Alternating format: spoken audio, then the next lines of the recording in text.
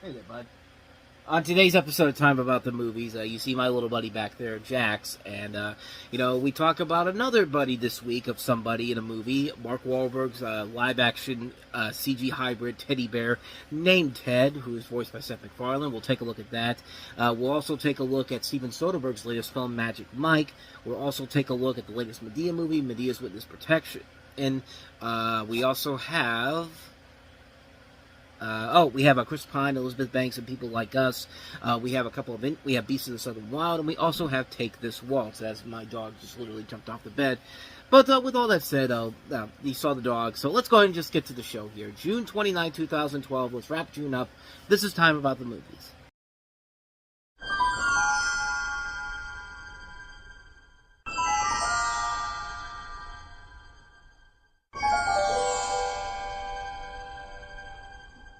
Ted, down here. Not looking up your towel, not looking at your funny business. Rated R. And welcome to Time About the Movies. Today we are taking a look at the 6 films that make up June 29th, 2012. And we start off, of course, with the biggest of the new releases, one of the big comedy hit of the summer, and that is, of course, Ted. In the movie, you see from the little commercial there, you have a young kid named John who makes a Christmas miracle happen by bringing his one and only friend to life, a teddy bear. The two grow up together, and John, now grown up to be Mark Wahlberg, must then choose to stay with either his girlfriend, played by Mila Kunis, of course, is made from Family Guy, or keep his friendship with his crude and extremely inappropriate teddy bear named Ted, voiced and motion captured by Seth MacFarlane. Now, I've always been a fan of Seth MacFarlane's work for many years. I've liked a lot of his shows, Family Guy, especially in the early years. American Dad is still very funny. The Cleveland Show, very hit and miss overall. Even some of his movies, like Million Ways to Die in the West, wasn't the best overall, but certainly wasn't as bad as people made it out to be. But I was very curious to see how this film in particular was going to work with his film debut, and I thought the trailer sold me right off the bat. The comedy in those trailers were very funny. The red band and green band trailers made me laugh my ass off the first time I saw them, so I was already excited for this. And I still had to ask myself, could Seth MacFarlane make that successful transition from TV to film? Because, as we've seen in the past, not every TV star can make that transition fluently. You know, MacFarlane did the smart thing and start off with acting roles before he made the transition to directing a film, with a role in Hellboy 2, The Golden Army, and a disappointing cameo in the Dwayne Johnson ASIC, The Tooth Fairy. But how much did I like Ted? Well, why don't we ask the man himself? Here he is right here. This really was something that I bought as soon as I saw the movie. I got this, actually I got this around Christmas time. I was at an FYE, I can't remember where it was. I think it was in the Mills Mall, down by the airport in Pittsburgh, and, I saw this in there, and I got this as a Christmas gift to myself, pretty much, because, like, this is a life-size Ted bear. Like, this image, this camera right here, can't show it to you here, but let me just show you how life-size this thing is. Yeah, that's how life-size it is. It's literally a life-size replica of Ted. But not only is it a life-size replica, but it can also talk, too. Hey, Johnny, how about a beer, huh? A full of Bruce Dostoevsky's? Perhaps a Teddy Bruschi? So yeah, that's pretty cool. I actually just found this again to get ready for this review, but this is not how it looked like when I put him away the last time. Here's what he actually looked like beforehand. Yeah, this is exactly how I found him when he was when I was going through my stuff to look for him. But yeah, it looks like a mess. But I don't know. I don't think it looks bad. Ted, what do you think? I don't. I look like Snuggles' accountant. Ah, come on, it ain't that bad.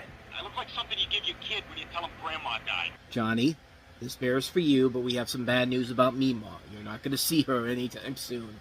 I guess it's pretty bad. But if you want a full understanding of what this thing is covered in, this is actually a terrible towel is cover for your head. Which, if you don't have a sweatshirt with like a thing to cover your head on, you could just take this off and you could do this.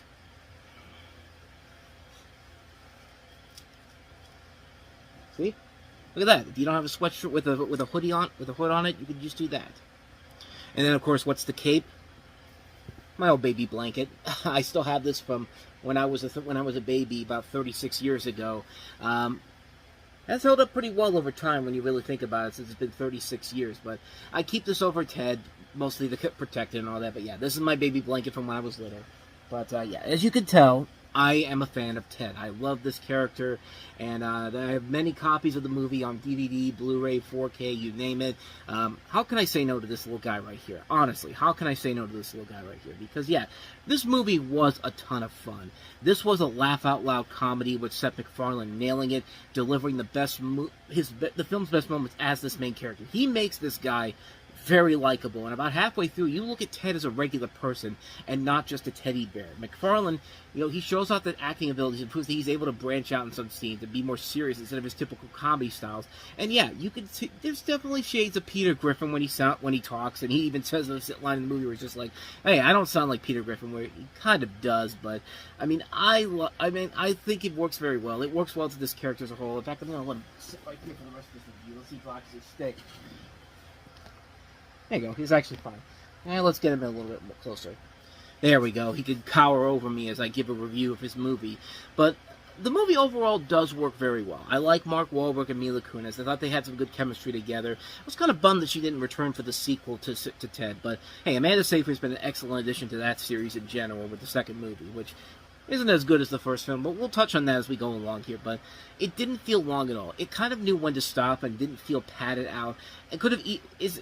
except for the end, I will say the ending does feel extremely padded out, and really, you could have taken the ending out of this movie, and you really would have had a good film after that, which does lead into my flaws with the movie, because the biggest one is with Giovanni Ribisi, who plays kind of the sort of villain of the movie or something like that, where, he was a kid that wanted Ted to be his friend growing up, and, didn't happen, so he's growing up to be Giovanni Ribisi. And I like Giovanni Ribisi, but his character really feels absolutely pointless and stupid. We've seen this character done before so many times in much funnier movies. I mean, he's a character that feels kind of pointless to the film overall. The other flaw with the film, as I said before, it does feel too padded out towards the end. You get a feeling that the movie's going to wrap up at one point, and then we've got another half hour to deal with here. In The Dark Knight, you made it work. I mean, you tricked us into thinking the movie was over, and then you added this hour of the film that added more conflict to it. But in this film, it's really pointless, and there really is no real conflict here. It just feels like they're adding a scene here so they can have a sort of conflict, and it just didn't work for me in the long run here. And despite those flaws, this is still an excellent movie. This is one of the funniest comedies I've seen of that decade. It's a great original concept that pays off very well. The cast is great. The laughs come at you every minute. This makes a smooth transition for Seth MacFarlane to the big screen. And it pays off very well, and I really was curious to see what he would do next. And while many people were still waiting for that Family Guy animated movie for the big screen down the line, I mean, the next couple movies he did weren't bad in general, just kind of underwhelming compared to the first Ted movie. So, Ted, you did a good job, my friend. So, yeah, there you go. That's my thoughts on Ted. So let me go ahead and put this back here, and while I do that, you take a look at the scene from our next movie, which is Magic Mike. Magic Mike, rated R. Yeah, a movie that you would look at it and go like, well, this is clearly made for the ladies. I don't think a guy like me, a masculine fellow like me, could enjoy a movie like this. Well, turns out a lot of people really enjoyed it. Not just the ladies, but also the guys too. And pretty much everybody enjoyed this movie. It was a big critical success when it came out. It was Steven Soderbergh's biggest financial success he had in a long time. And it was a great movie. It was a really, really good film where you follow this kid played by Alex Pettyfer, a 19-year-old college dropout who enters the world of male stripping guided by Mike Lane, played by Channing Tatum, who had been in the business for 6 years. You also have characters played by Matt Bomer, Joe Manganiello, and, of course, Matthew McConaughey, in a performance that many thought he should have gotten an Oscar nomination for, and he did not. But at least in a couple years' time, he would get the Oscar nomination and a win for Dallas Buyers Club, but I think that was mostly kind of a body of work Oscar in general, but we'll save that for discussion when we get to Dallas Buyers Club. But this movie overall does work really well, and it works because, it's based on real life stories from the fact that Channing Tatum was indeed actually a male stripper in Tampa, Florida when he was 18 years old. So this fits right into him, and he gets a chance to show his acting abilities overall. And this movie proved to a lot of people that this guy can act. I mean, he's really good in the movie, playing this role in general. You have a lot of really good performances all across the board in here. I mean, it's a movie that will appease the obvious ladies who are going out there for a ladies' night and all. This is a movie that does what the Sex and the City movies don't do, and it's entertaining to not only the ladies, but the guys who are being brought out there for date night. They'll find a lot to admire about the movie in terms of the storyline and the fact that they wish they could be in that type of situation that these characters are in. And it's just a good movie. It's Steven Soderbergh doing what Steven Soderbergh does so well. And it works. He takes a concept that should not appeal to all audiences overall and somehow makes a really good film out of it. It's a really strong film. Definitely one of the big surprises of the year that a lot of people didn't see coming, myself included. But it's actually pretty good. It's well worth checking out. Magic Mike, I highly recommend it. So now let's get to the one piece of garbage we have this weekend, and that is the return of Medea in Medea's Witness Protection. Medea's Witness Protection. Her butt must be hungry because it's chewing that dress alive. Rated PG-13. In theaters Friday. Okay, first things first, your movie is in trouble right away when Tom Arnold is the first thing you see in your trailer. If you're promoting a movie and Tom Arnold's the first thing you see in a movie that's released in 2012 and isn't released direct-to-video, something is clearly wrong in Denmark here, but this is Tyler Perry returning once again as Medea, the 7th installment of this series, the 14th film by Perry, as the 4th film by Perry not to be adapted from one of his plays, and the first Medea film not to be adapted from one of his plays. It tells the story of Medea being host to a family that the FBI has entered into the Witness Protection Program led by Denise Richards and her husband Eugene Levy, due to the fact that the patriarch has been the CFO of a company that the crime family was using to further their Ponzi schemes. And this movie, unfortunately, has the same problem that Eugene Levy had with the movie The Man. I mean, the guy in The Man, he was actually doing a good job with a lackluster script overall, keeping up with Samuel L. Jackson. That's the one thing I'll give that movie credit for. The movie's not great, but at least he was trying in this. This one just feels like this was a film that was supposed to be... This is a movie that felt like it was written in 2002, not 2012. I mean, this is a movie that feels like it should have been right around that time when Eugene Levy was just playing Jim's dad from American Pie, because it literally feels like he's playing a bumbling version of Jim's dad from American Pie. Like, you don't buy that this is a real character whatsoever. And it's not because of Eugene Levy. It's just because the script is fucking terrible. I mean, this is a lousy, lousy movie. It's not funny.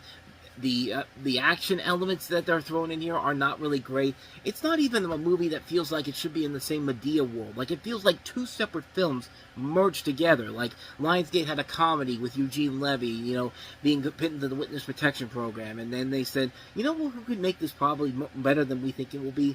Tyler Perry. Let's see if he'll write a script for us. He can write it within 8 hours or so we should have it done by the end of the day. Because that's what it feels like. The script was written within a day, and they just said, fuck it, let's film it. I mean, no joke, this thing was literally filming before the year even began. This film started after the year began, because this didn't start filming until mid to late January, and got done until March. They released this on June 29th of 2012. So that's 6 months in between putting the movie out in production and getting it out there. Why? Why? Just why?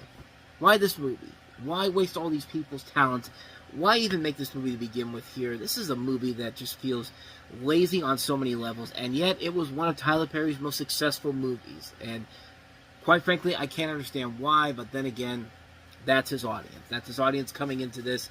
I mean, we've talked about it with him. Say what you will about his movies. The guy is pretty good at marketing his movies to the public that he thinks is going to enjoy it. And they are coming out to see it, and they are making it successes overall. So, yeah, not much more to say about that. But, yeah, there you go. Medea's Witness Protection. We got the bad movie out of the way. Now let's get back to the good stuff here. This is actually a very underrated film that probably many of you don't even remember even came out, but it's got Chris Pine, Elizabeth Banks. It's directed by Alex Kurtzman. It's People Like Us.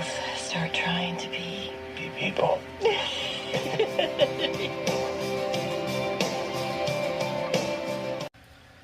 Yeah, this is definitely one of those movies that you really had no idea how the hell they were going to do this storyline without making it come off as ewy.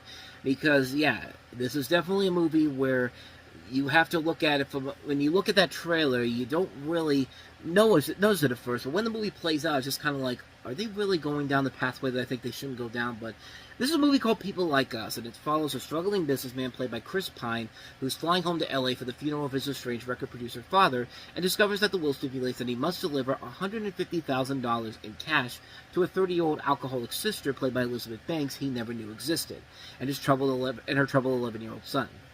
As I mentioned, this is directed by Alex Kurtzman, who had best been known for his work on Lost and Fringe, and also had been behind the Star Trek movies along with Roberto Orci, making his directorial debut with this film. So like Ted, we have a TV writer mostly coming into making his theatrical debut, and while this isn't as strong as Ted is, this is a really good movie overall, one that I really, really enjoyed a lot. Chris Pine and Elizabeth Banks both do a really good job in this movie, giving off their best performances I've seen from both of them. I'm glad to see that Michelle Pfeiffer's getting more work again. I like her playing the mother to these two. The premise overall is really interesting. How do you tell somebody you hardly know that you are related to them? And I was really wondering how that was going to play out. And what I saw, honestly, what happened, I thought worked out very well. It's a hard thing to do this story without feeling like, these two are going to end up banging each other without realizing that they're siblings. We had a comedy about 12 years prior to this, Say It Isn't So, which tried to do that, but that didn't work.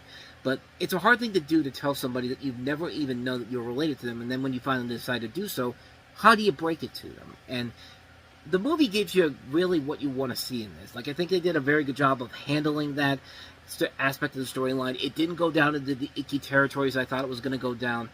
It helps you got a great score by A.R. Rahman of Slumdog Millionaire, 127 hours. This is one of his more underrated scores.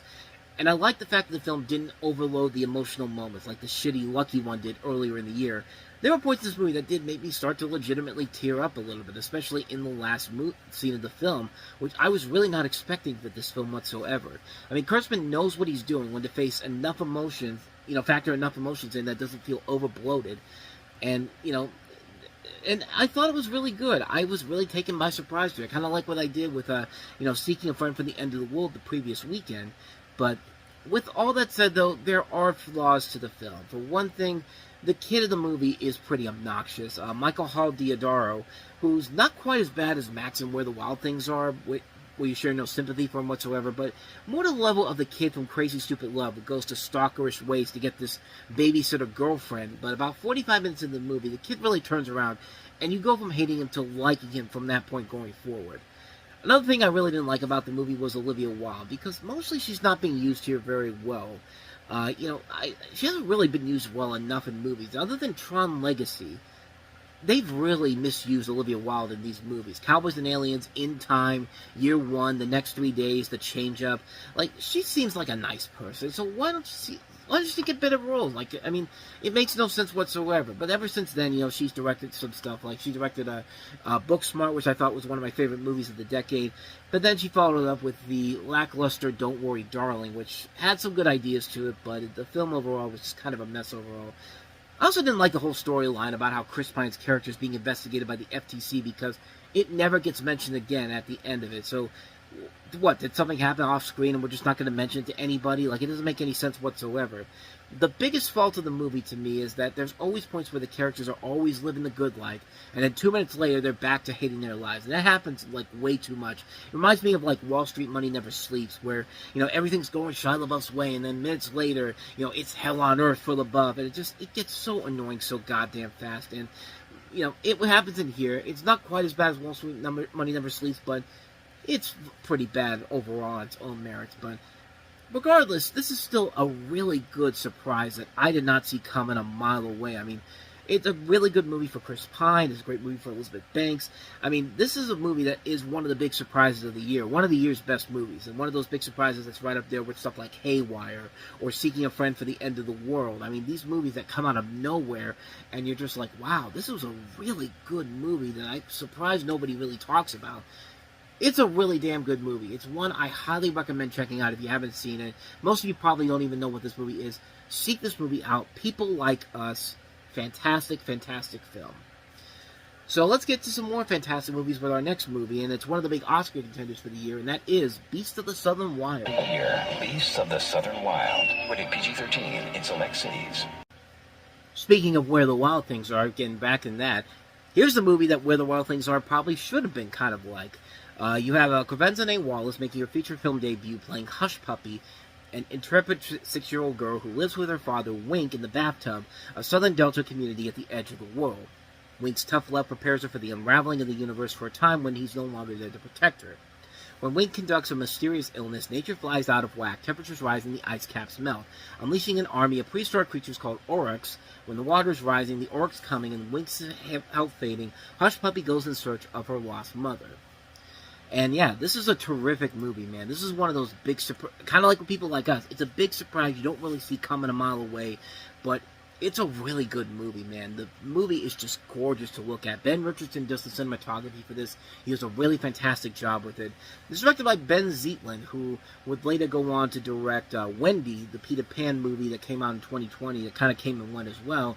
Wasn't as memorable as you would think it would be, but I mean, like I said, it didn't really come out to much fanfare overall, but it's still, this movie overall is really good, and it's benefiting from the great performance by Cravenza Wallace, who was only 9 years old when this movie came out. I mean, she became the youngest Best Actress nominee in history to be nominated for this role, and I haven't really seen her in much, since that little brief rise she had, because she was in this movie, she was then in 12 Years a Slave, and then she was in Annie, which I actually thought that Annie remake was really good.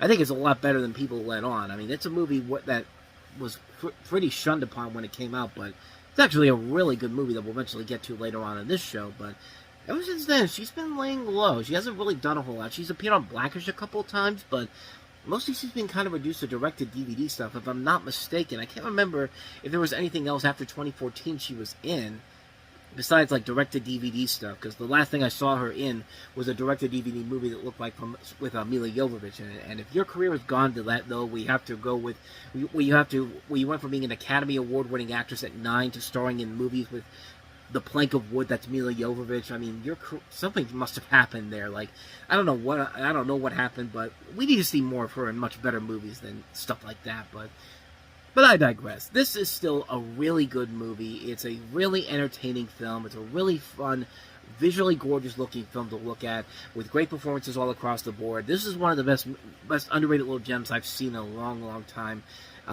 Kind of came and went. I mean, it got all the Oscar nominations, and then just kind of disappeared out of obscurity. And it's a shame, because it's a movie that deserves a lot more attention than it gets. I think it really is one of the big surprises of the year, easily. A fantastic film.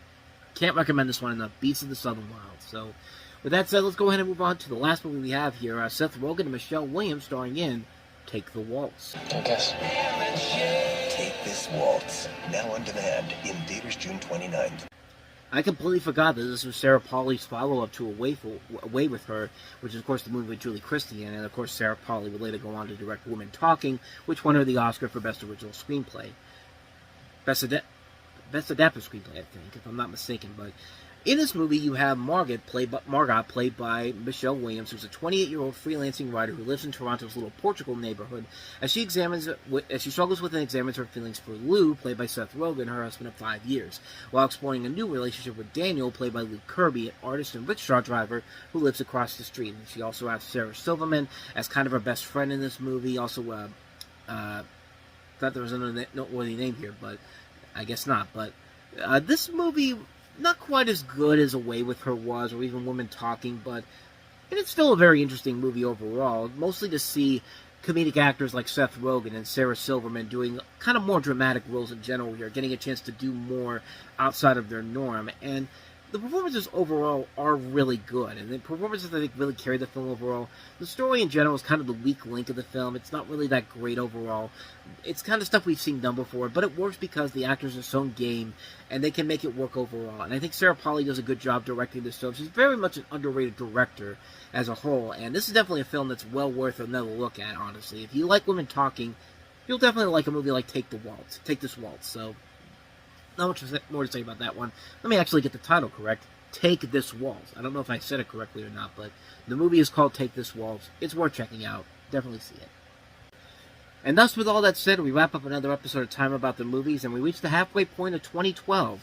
Next time around, we'll take a look at 3 of the big new summer releases, including Mark Webb trying to reboot the Spider-Man franchise with Andrew Garfield with The Amazing Spider-Man, which It was basically Sony's answer of getting another Spider-Man movie out there because Sam Raimi wouldn't bend the knee to them with Spider-Man 4 that was going to happen. But I didn't like this movie when it came out back in the day. Have my thoughts changed on it since? We'll talk about that coming up tomorrow on the show, so stay tuned for that. We have Oliver Stone with his latest film, and one of his worst films in general, even with the cast that it has. Savages, which includes Blake Lively, Salma Hayek among the roles in here. I think Aaron Taylor Johnson from Kick-Ass is in here as well. Who else is in here? We'll touch on it tomorrow, so I can do some more research on it. I can't remember who else was in the movie in general, but we have also one of the big surprises of the weekend, the documentary Katy Perry, Part of Me, which really was a movie that I was not expecting a whole lot from, but I actually came out really enjoying that movie. So that's how we'll start July off here with those three films coming up tomorrow on the show, so stay tuned for that. But with all that said, thank you so much for watching this. I hope you enjoyed it. If you did, please go ahead and do me the honor of hitting that like button, that subscribe button, and that notification button. Also, don't forget to check out our playlist, and don't forget to check out the last episode we did. So with all that said, whether it's in the past, the present, or the future, I will see you at the movies. Take care.